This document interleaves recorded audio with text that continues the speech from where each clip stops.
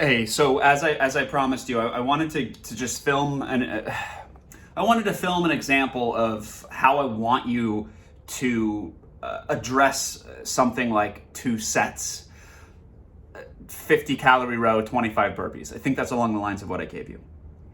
Unless I tell you, like, Carrie, do this for time, this is a test, I want you to approach things with the principle of sustainability, which simply means that as you're doing something, you're thinking to yourself, can I continue to do this indefinitely?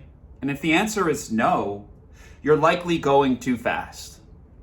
If the answer is yes, you're obviously pacing, right? And so that pacing may seem arbitrary. For example, I could do something that I know I could do indefinitely at a certain pace. And then there's another pace I could do that's even faster, but it's also, indefinite. Like, I could keep going. So you want to find a happy medium where you're not having to stop, but you're also breathing and moving. So it's not a walk in the park, but it's not an all-out sprint either.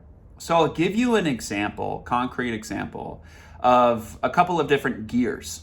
And that's what we want to do. We want to be able to have the ability to shift gears within our training.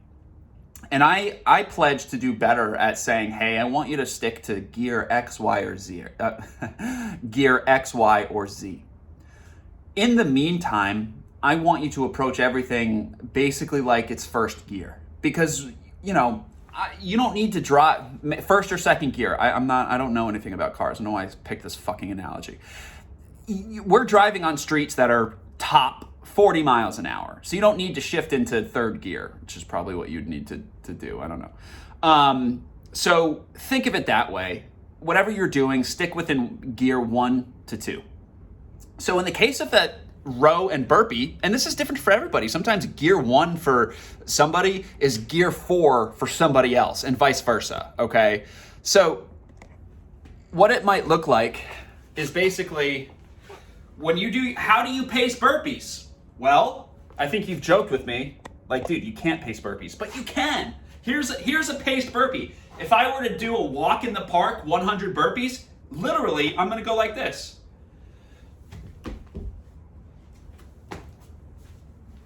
1, 2. I'm confident I could do that for an hour. It would be boring as shit, but I could do that for an hour, right? If I'm doing it for time, you can imagine how fast I would actually go, right? So there's that. And the same thing applies to the rower.